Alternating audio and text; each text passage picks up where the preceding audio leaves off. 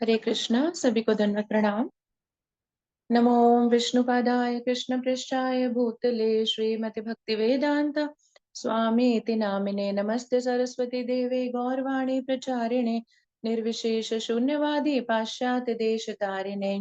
जय श्री कृष्ण चैतन्य प्रभु नित्यानंद श्री अद्वैत गदाधर श्रीवासादि गौर भक्त वृंद। हरे कृष्ण कृष्ण कृष्ण हरे हरे, हरे राम राम राम हरे हरे। सभी भक्तों को दंडवत प्रणाम। तो आज हम अपनी 29 मिनट्स ब्लिस सीरीज दोबारा से स्टार्ट करने जा रहे हैं। और जैसे हमने लास्ट सीरीज में भगवान की लीलाओं के बारे में श्रवण किया, तो भगवान की लीलाएं अनंत हैं और भगवान की लीलाएं उनके भक्तों के बिना अपूर्ण है। तो आज इस श्रृंखला में हम श्रवण करेंगे उनके भक्तों के बारे में। तो आज सबसे पहले हम श्रवण करेंगे परीक्षित महाराज के बारे में। तो सबसे पहले हम ये जानेंगे परीक्षित महाराज कौन थे। परीक्षित महाराज पांडवों के नाती थे। वो अर्जुन के पुत्र अभिमन्यु के पुत्र थे और वो बहुत ही धर्मपरायण राजा भी थे।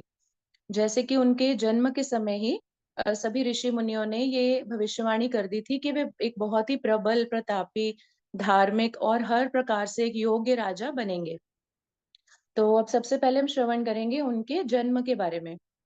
श्रीमद् भागवतम के प्रथम स्कंद के 12वें अध्याय में उनके जन्म का वर्णन आता है। तो यहाँ पर उनके जन्म के बारे में ये बताया गया है कि जब महाराज परीक्षित अपनी माता उत्तरा के गर्भ में थे, तो अश्वत्थामा द्वारा छोड़े गए ब्रह्मास्त्र का जो तेज था वो उनसे सहन नहीं हो रहा था। तो अब पहले हम ये हरे जानेंगे। कृष्णा माता जी। माता जी, आपकी वीडियो नहीं आ रही है, इंटेंशनल है या जी अचानक जी से? हाँ, अब जी ठीक है, थैंक यू। ठीक है। तो सबसे पहले हम ये जानेंगे कि अश्वत्थामा ने वो ब्रह्मास्त्र क्यों छोड़ा था। तो श्रीमद् भागवतम के अनुसार महाभारत के युद्ध के बाद जो द्रोणाचार्य का पुत्र था अश्वत्थामा, उसने द्रौपदी के पांचों पुत्र का वध कर दिया था। उसने ये सोचा था कि ये पांचों पांडव हैं क्योंकि वो सो रहे थे, और उसने उनका वध कर दिया। तो उसके बाद श्री कृष्ण और पांडव उन उससे प्रतिशोध लेने के लिए उसके पीछे गए। तो अश्वत्थामा ने ब्रह्मास्त्र का उपयोग किया पांडवों को मारने के लिए। तो परंतु जो श्री कृष्ण की कृपा से पांडव बच गए। अब अश्वत्थामा ने अपना जो ब्रह्मास्त्र था उसकी दिशा उत्तरा के गर्भ की तरफ कर दी, ताकि उसमें पल रहे शिशु का विनाश हो सके। परंतु जैसे श्री कृष्ण ने ये देखा, तो वो एकदम उन्होंने उत्तरा के गर्भ में उन्होंने तुरंत अपना आकार बिल्कुल छोटा सा कर लिया, एक अंगूठे के जितना, और वो उत्तरा के गर्भ में प्रविष्ट हो गए। और वहां जब वो प्रकट हुए तो उनका रूप बहुत ही दिव्य था, और वो चतुर्भुज रूप में प्रकट हुए थे। तो जब वो प्रकट हुए तो शिशु जो थे परीक्षित वो उन्हें देख पा रहे थे, और उन्होंने भगवान को जैसे ही देखा उन्होंने भगवान को प्रणाम किया। तो और उसके बाद भगवान ने जो ब्रह्मास्त्र का ज्वलंत जो तेज था उसको उसको पूरा विनष्ट कर दिया। तो अब ये कोई कह सकता है कि भगवान कैसे किसी के गर्भ में प्रकट हो सकते हैं, गर्भ में कैसे जा सकते हैं प्रविष्ट करके, किसी की रक्षा कैसे कर सकते हैं। परंतु बिल्कुल कर सकते हैं। इसका उत्तर श्रील प्रभुपाद ने दिया है कि श्रील प्रभुपाद बताते हैं कि भगवान अपने असमर्थ भक्तों की रक्षा करने के लिए कहीं भी और कैसे भी प्रकट हो सकते हैं। तो जैसे कि शिशु परीक्षित तो उस समय बहुत गर्भ में थे, वो तो असमर्थ ही थे, तो उन्होंने उनकी पूरी रक्षा करी। और जब उन्होंने इस तरह से उनके प्राण बचा लिए तो वो वहां से अंतर्ध्यान हो गए। परंतु जो शिशु परीक्षित थे उनके आंखों से वो दृष्टिगोचर नहीं हो रहे थे। उनका वो रूप, भगवान का जो रूप था वो उनकी आंखों में बिल्कुल समा चुका था। उसके बाद उचित समय आने पर परीक्षित महाराज का जब जन्म हुआ, तो वहां पर बहुत से विद्वान ऋषि मुनि ब्राह्मण सभी उपस्थित थे। तो उन्होंने उनके जन्म के लक्षणों का वर्णन किया। तो उन्होंने जब परीक्षित महाराज का जन्म हुआ तो उन्हें बहुत ही ब्राह्मणों को दान दक्षिणा दी गई। देवताओं ने पूरी योजना के अंतर्गत जो परीक्षित महाराज थे उनका जन्म तय किया था, जन्म का जो समय था वो तय किया था, ताकि उनका उचित स्वागत हो सके और वो हर तरह के सौभाग्य को प्राप्त हो सके। तो वहां पर जब ब्राह्मणों को बहुत सारी दान दक्षिणा दी गई वो बहुत ही संतुष्ट हुए, और उन्होंने बताया कि ये बालक निश्चित ही पुरुषों की परंपरा में है। और उन्होंने ये भी बताया कि कैसे श्री कृष्ण ने गर्भ में ही इस बालक की रक्षा की है। तो अब हम जानेंगे भगवान ने उनकी रक्षा क्यों की थी। भगवान ने 2 कारणों से परीक्षित की रक्षा की थी। पहला कारण ये था कि वो भगवान का विशुद्ध भक्त होने के कारण अपनी माता के गर्भ में निष्कलंक था। और दूसरा कारण ये था कि पुण्य आत्मा राजा युधिष्ठिर के जो पूर्वज थे, पुरु, उनके वंश का ये एकमात्र उत्तराधिकारी था। तो भगवान नहीं चाहते थे कि पवित्र राजाओं की जो परंपरा है वो नष्ट हो जाए। इस कारण से उन्होंने परीक्षित महाराज को बचाया था। तो अब ब्राह्मणों ने जब वहाँ उनकी जन्म के बाद ब्राह्मणों ने बहुत सारी भविष्यवाणियाँ की थी, जैसे कि ये बालक जो सिंह के समान बलशाली होगा, हिमालय के समान आश्रय देने वाला होगा और पृथ्वी के समान क्षमावान होगा, अपने माता-पिता की तरह ही सहिष्णु भी होगा और भगवान श्री कृष्ण के चरण चिन्हों पर चलने के कारण ये उन्हीं की तरह उन्हीं के समान होगा और भक्तराज भक्त प्रहलाद की तरह ये उनका अनन्य भक्त भी होगा। तो इस तरह और उसी समय उन्होंने वहाँ पर उनके मृत्यु की भविष्यवाणी भी कर दी थी, तो जिसका श्रवण हम बाद में करेंगे। तो अब जब परीक्षित महाराज बड़े हुए तो ब्राह्मणों के आदेशानुसार एक महान भगवत भक्त के रूप में वो राज्य पर पूरे संसार पर राज्य करने लगे। तो उन्होंने राजा उत्तर की पुत्री इरावती से विवाह किया और उनसे उन्हें जन्मेजय सहित 4 पुत्र की प्राप्ति हुई। तो एक अब हम एक और प्रसंग सुनेंगे इसी कथा में।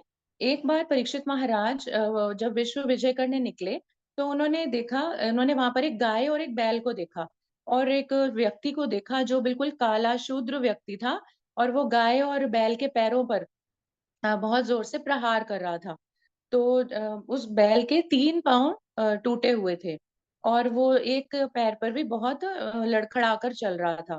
वो कभी भी गिर सकता था और जो गाय थी उसकी भी सुंदरता बिल्कुल विनष्ट बहुत कम हो चुकी थी और वो बहुत उदास दिख रही थी। तो वास्तव में ये जो बैल था ये था धर्म और जो पृथ्वी थी वो थी जो गाय थी वो थी पृथ्वी। तो अब बैल ने गाय से कुछ प्रश्न पूछे जैसे कि बैल ने पूछा कि क्या बात है तुम इतनी उदास क्यों दिख रही हो? क्या मांस खाने वालों ने धार्मिक स्थलों पर कब्जा कर लिया है? क्या तुम्हें कोई आंतरिक बीमारी है?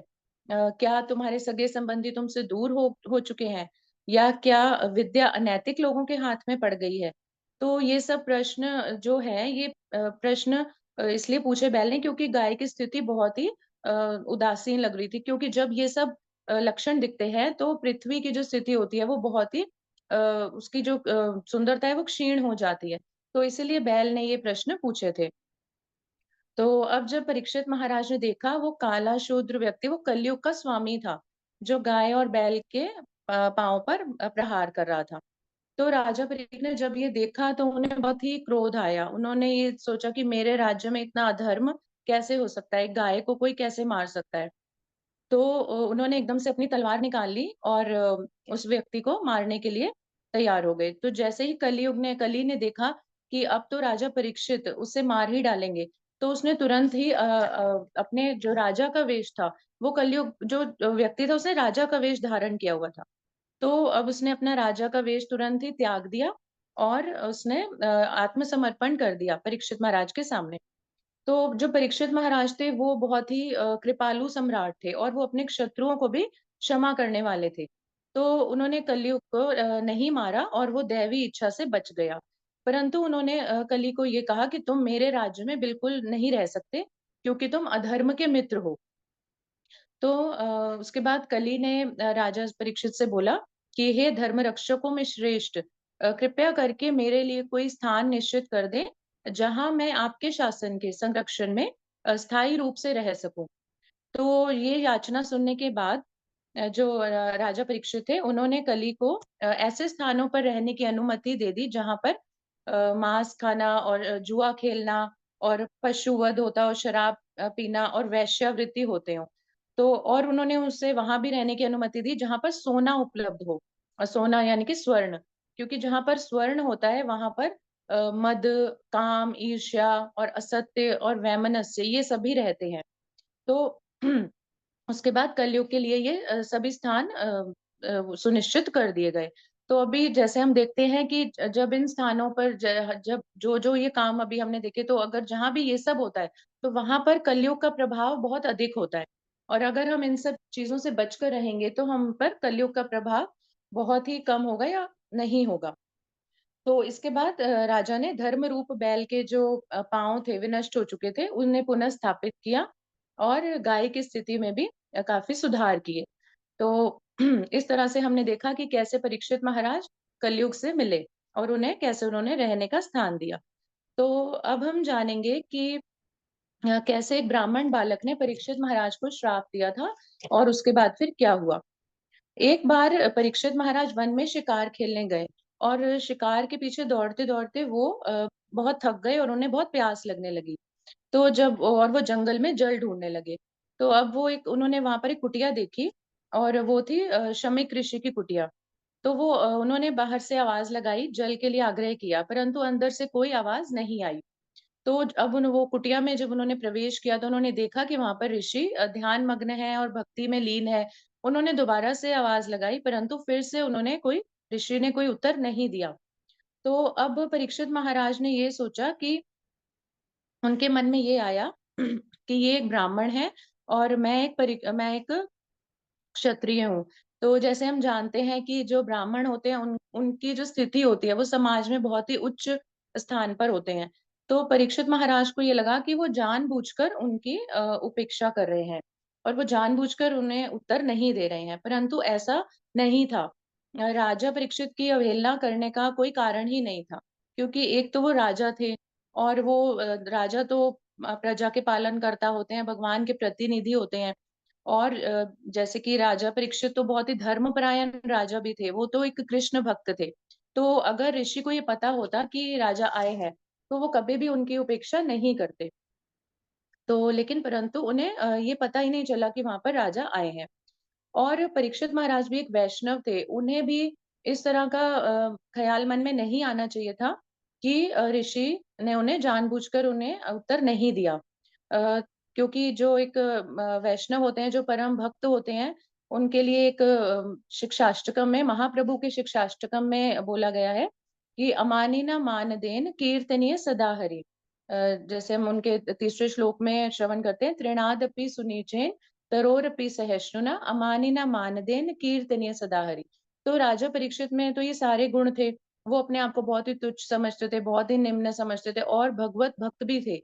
तो उनके लिए इस तरह से सोचना ठीक नहीं था, परंतु ये सब जो भी हो रहा था, ये भगवान की ही लीला थी एक। तो इस वजह से परीक्षित महाराज को ऐसा लगा, परंतु ऐसा नहीं था। तो अब जब परीक्षित महाराज को ये लगा कि ऐसा हो रहा है तो उन्हें बहुत ही क्रोध आया। वहाँ पर उन्होंने देखा कि एक कुटिया के बाहर एक मरा हुआ साँप पड़ा था, सर्प पड़ा था। तो उन्होंने वो सर्प उठा के और ऋषि के गले में डाल दिया। तो और वहाँ से वो चले गए। अब जब वो जा रहे थे तो पूरे रास्ते उन्हें बहुत ही आत्मग्लानि हुई। उन्होंने ये सोचा कि ये मैंने क्या कर दिया? मैंने इतने महान ऋषि को इस तरह से अपमानित किया, उनके गले में एक सर्प डाल दिया, तो ये तो मैंने बहुत ही घृणित काम कर दिया।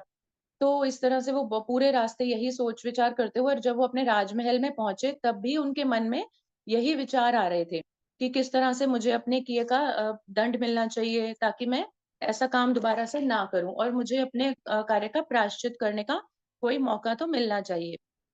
तो अ, अब ऐसा क्यों हो रहा था? क्योंकि जो भगवत भक्त होते हैं, जब वो कोई इस तरह का निंदनीय काम कर देते हैं, तो उसके बाद उन्हें अंदर ही अंदर ग्लानि होती है और वो चाहते हैं कि उनका जो उन्होंने जो किया उसका प्रायश्चित हो सके। तो परीक्षित महाराज का भी हाल कुछ ऐसा ही था। तो इतने में उधर शमीक ऋषि के एक पुत्र थे, श्रृंगी ऋषि। वो तो एक वैसे तो एक बालक ही थे, परंतु वो एक बहुत ही प्रबल ऋषि भी थे और उनमें बहुत शक्ति भी थी। जब उन्होंने ये सुना कि मेरे पिता के गले में इस तरह से परीक्षित महाराज ने सर्प डाल दिया मरा हुआ, तो उन्हें बहुत ही क्रोध आया और इतने क्रोध में आकर क्रोधवश तो वो कौशिक नदी के तट पर गए और कौशिक एक पवित्र नदी है, तो वहाँ पर वो गए और उन्होंने अंजलि में जल भरकर परीक्षित महाराज को श्राप दे दिया। कि परीक्षित महाराज की 7 दिन के बाद तक्षक नाग नाग के डसने से मृत्यु हो जाएगी।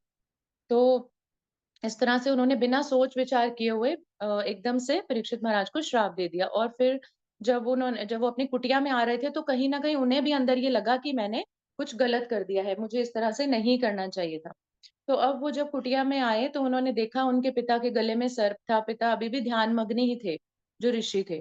तो जब वो उन्होंने देखा तो उन्हें और भी क्रोध आ गया। वो इतने क्रोध में आ गए कि उन्होंने राजा परीक्षित के बारे में अपशब्द बोलना शुरू कर दिया कि राजा परीक्ष वो तो एक क्षत्रिय हैं और हम तो ब्राह्मण हैं और उनकी कैसे हिम्मत हुई हमारे आश्रम में आने की और इस तरह से मेरे पिता का अपमान करने की। तो इस तरह से वो बहुत ही क्रोध में थे और वो क्रोध में रोने भी लग गए, तो चिल्लाने लग गए इस तरह से।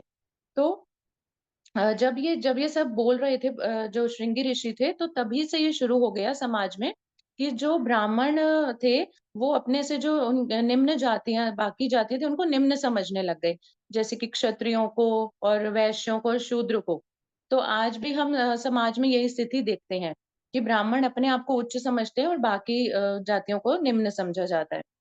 तो जिस तरह से वैसे तो जो भक्त होते हैं, वो अपने आप को सबसे निम्न ही समझते हैं। परंतु जो घमंडी और अहंकारी होते हैं, वो अपने आप को श्रेष्ठ समझते हैं और दूसरों को ही निम्न समझते हैं। जैसे कि एक इसमें प्रसंग है कि जैसे कि एक बार द्रोणाचार्य ने राजा युधिष्ठिर से कहा था कि तुम जाकर अपने से कोई निम्न व्यक्ति ढूँढ कर लाओ और दुर्योधन से कहा था कि तुम अपने से कोई श्रेष्ठ व्यक्ति ढूँढ कर लाओ। तो दोनों ही खाली हाथ आए थे और उन्होंने आकर बोला कि राजा युधिष्ठिर ने बताया कि मुझे तो अपने से निम्न कोई व्यक्ति मिला ही नहीं क्योंकि मैं अपने आप को ही सबसे निम्न समझता हूँ। और जो दुर्योधन था उसने बोला कि मुझे अपने से श्रेष्ठ कोई नहीं मिला, क्योंकि वो अपने आप को ही सबसे महान और सबसे श्रेष्ठ समझता था। तो इस तरह से हम देखते हैं कि जो एक भक्त होता है उसमें सभी गुण होने के बाद भी, दैवी गुण होने के बाद भी वो अपने आप को निम्न ही मानता है। तो अब जब श्रृंगी ऋषि अपने पिता के सामने रो रहे थे, चिल्ला रहे थे, तो उनके पिता का ध्यान भंग हुआ, ध्यान टूटा और उन्होंने देखा कि उनका पुत्र इस तरह से चिल्ला रहा है, रो रहा है, बहुत ही क्रोध में है। तो उन्होंने पूछा कि क्या बात है? तुम इतने क्रोध में क्यों हो? और फिर उन्होंने अपने गले में सर्प भी देखा, तो उन्होंने सर्प उठाकर एक तरफ रख दिया, निकाल कर ल और उनको ये विचार भी नहीं आया कि मेरे गले में ये सर्प कैसे आया, किसने डाला? तो उन्हें उन क्योंकि वो बहुत ही विनम्र थे, उन्हें इस बात से कुछ ज़्यादा फ़र्क नहीं पड़ रहा था।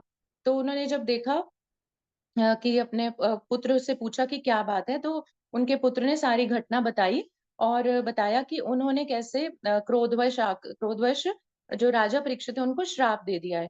तो अब जैसे ही शमीक ऋषि ने ये सुना तो वो तो बहुत ही दुखी हुए, बहुत ही ज़्यादा उन्हें भी क्रोध आया, उन्हें भी दुःख हुआ और उन्हें इस बात का क्रोध नहीं था कि राजा परीक्षित ने क्या किया, परंतु उन्हें अपने पुत्र पर क्रोध आया कि कैसे उसने बिना सोच-विचार करे और इतने बड़े महान एक राजा को श्राप दे दिया। तो वो क्योंकि ना सिर्फ़ एक राजा थे, परंतु वो एक परम वैष्णव भी थे। तो उन्होंने अपने पुत्र से कहा कि तुमने किस प्रकार एक राजा को श्राप देकर और तो तुमने उनके प्रति बहुत बड़ा एक अपराध कर दिया है।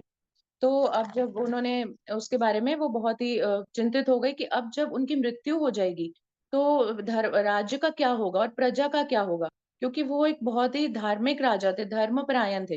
तो उसके बाद उन्हें ये डर लगा कि राज्य तो बिल्कुल धर्म विहीन हो जाएगी। जैसे हम सुनते हैं धर्मेण हीना पशुभिः समाना, कि जैसे हम सुनते हैं कि पशुओं और मनुष्यों में कोई अंतर नहीं है, अंतर है तो सिर्फ़ एक धर्म का अंतर ही है। तो अगर धर्म नहीं होगा तो सारी प्रजा जो है वो बिल्कुल धर्महीन हो जाएगी और सभी लोग सब लोग अपने कलयुग के प्रभाव में भी आ जाएँगे। तो शमी ऋषि ने अपने पुत्र की नादानी पर उसे बहुत डाँटा और कहा कि अब तो भगवान ही तुम्हें क्षमा कर सकते हैं। तो उधर जब परीक्षित महाराज पश्चाताप कर रहे थे, तो उन्होंने अपनी जब आसन्न मृत्यु का जब समाचार सुना कि श्रृंगी ऋषि ने किस तरह से उन्हें श्राप दिया है और उन्होंने ये श्राप दिया है कि तक्षक साँप के डसने से उनकी मृत्यु हो जाएगी 7 दिन के बाद। तो वो चिंतित नहीं हुए, उन्हें तो ये उन्होंने इसे एक शुभ समाचार के रूप में ग्रहण किया और भगवत धाम जाने का मार्ग ढूँढने का निश्चय किया। तो वो अपने मन में को कृष्ण भावना में एकाग्र करने के लिए गंगा नदी के तट पर जाकर बैठ गए। अब ऐसा उन्होंने क्यों किया? क्योंकि जो एक भगवत भक्त होता है, वो हमेशा वो सदैव अपने घर भगवत धाम वापस जाने के लिए इच्छुक रहता है। तो और वो भी और ताकि वे वहाँ पर भगवान की सेवा कर सकें। तो जो परीक्षित महाराज थे, वो भी एक ऐसे ही भक्त थे और उन्हें इस समाचार से कोई दुःख नहीं हुआ, कोई चिंता नहीं हुई और वो तो बल्कि भगवान की भक्ति में और लीन होना चाहते थे। अब उन्होंने पूर्ण उपवास द्वारा भगवान श्री कृष्ण की प्रेमा भक्ति में वो दृढ़ता के साथ उन्होंने गंगा नदी के किनारे जाकर वो बैठ गए। और जब वो वहाँ पर गए तो वहाँ पर बहुत ही बड़े-बड़े ऋषि-मुनि और देव ऋषि, बहुत बड़े-बड़े राजा उनके और मुनियों के वंशज भी वहाँ पर आ गए। तो जब वो सब राजा परीक्षित से मिलने के लिए एकत्र हुए, तो राजा परीक्षित ने उन्हें प्रणाम किया, उनका स्वागत किया और उन्हें ये बताया कि किस प्रकार मेरी मृत्यु होने वाली है और अब उनकी आखिरी इच्छा ये है कि वो सिर्फ़ श्री विष्णु की लीलाएँ श्रवण करना चाहते हैं। तो इसके बाद जब ये उनकी ये प्रेमा भक्ति जब स्वर्गलोक के देवताओं ने देखी तो वो भी बहुत ही उन्होंने उनकी प्रशंसा की और उन पर पुष्प वर्षा करने लगे। तो वहाँ पर अब क्या हुआ उसी समय श्रील व्यासदेव के जो एक शक्ति संपन्न पुत्र थे, श्रील सुखदेव गोस्वामी, वो वहाँ पर प्रकट हुए। वो पूरी धरती पर उदासीन होकर विचरण करते रहते थे। उनकी आयु सिर्फ मात्र 16 वर्ष की थी और उनका जो मुखमंडल था बहुत ही आकर्षक था। तो जब वो वहाँ पर आए तो सभी उन्हें देखकर बहुत प्रसन्न हो गए और सब ऋषि मुनि अपने आसन से उठकर उन्होंने उनका स्वागत किया और उन्हें प्रणाम किया। और जो राजा परीक्षित थे उन्होंने भी सुखदेव गोस्वामी को मस्तक झुकाकर प्रणाम किया और उनका सम्मान किया। उसके बाद श्री सुखदेव गोस्वामी अपने श्रेष्ठ आसन पर विराजमान हो गए। राजा परीक्षित ने हाथ जोड़कर उनसे विनम्र प्रार्थना की कि कृपया करके जो एक मरणासन व्यक्ति है, उसके लिए पूर्णता का मार्ग दिखलाइए। तो अब सुखदेव गोस्वामी ने परीक्षित महाराज को श्रीमद् भागवतम की कथा सुनानी प्रारंभ की। और ये कथा निरंतर 7 दिन तक चलती रही और बिना कुछ खाए-पिए पूर्ण उपवास से जो राजा थे उन्होंने ये कथा श्रवण करी। तो अब 7वें दिन परीक्षित महाराज सुखदेव जी के चरण कमलों के पास आकर कहते हैं कि अब मुझे तक्षक नाग का कोई डर नहीं है। अब मुझे अपनी मृत्यु का भी कोई भय नहीं रह गया। मेरी सभी शंकाएँ समाप्त हो चुकी हैं और अब मैं भगवान के सुंदर रूप का दर्शन कर रहा हूँ। तो दोनों भाव विभोर हो गए और अब समय था तक्षक नाग द्वारा परीक्षित को डसे जाने का। तो तक्षक नाग वहाँ पर फुफकारता हुआ आया और जब वो वहाँ पर आया तो उसने अपना जो आकार था बिल्कुल छोटा कर लिया और वो एक फूलों की टोकरी में जाकर घुस गया। तो जब परीक्षित महाराज ने वो टोकरी उठाई तो अभी वो ध्यान मग्न थे, भगवान का ध्यान कर रहे थे। तो जैसे ही उन्होंने अपना ध्यान संपन्न किया, तो नाग ने जो सर्प था, उसने तुरंत ही राजा परीक्षित को डस लिया और जैसे ही सर्प ने उन्हें डसा, तो वो तुरंत ही जलकर भस्म हो गए। और उसी समय वहाँ पर प्रभु के पार्षद विमान लेकर आते हैं और राजा परीक्षित देव स्वरूप धारण करके भगवत धाम के लिए गमन करते हैं। तो परीक्षित महाराज को भगवत पद और भगवत धाम दोनों की प्राप्ति होती है। जब परीक्षित महाराज ने 7 दिनों तक भागवत कथा सुनी, तो उनको भगवान की प्राप्ति हुई। तो इससे हमें श्रीमद् भागवतम के महत्व के बारे में भी पता चलता है और जैसे कहा जाता है कि भगवान और श्रीमद् भागवतम एक दूसरे के पर्याय हैं।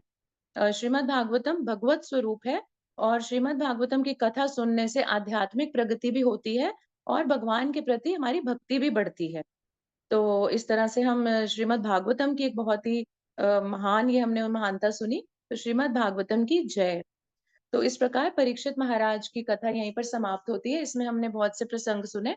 तो इसी प्रकार मैं अपनी वाणी को विराम देती हूँ। श्रील प्रभुपाद की जय। आप सभी भक्तों का धन्यवाद। वाञ्छाकल्पतरुभ्यश्च कृपा सिन्धुभ्य एव च पतितानां पावनेभ्यो वैष्णवेभ्यो नमो नमः। हरे कृष्णा।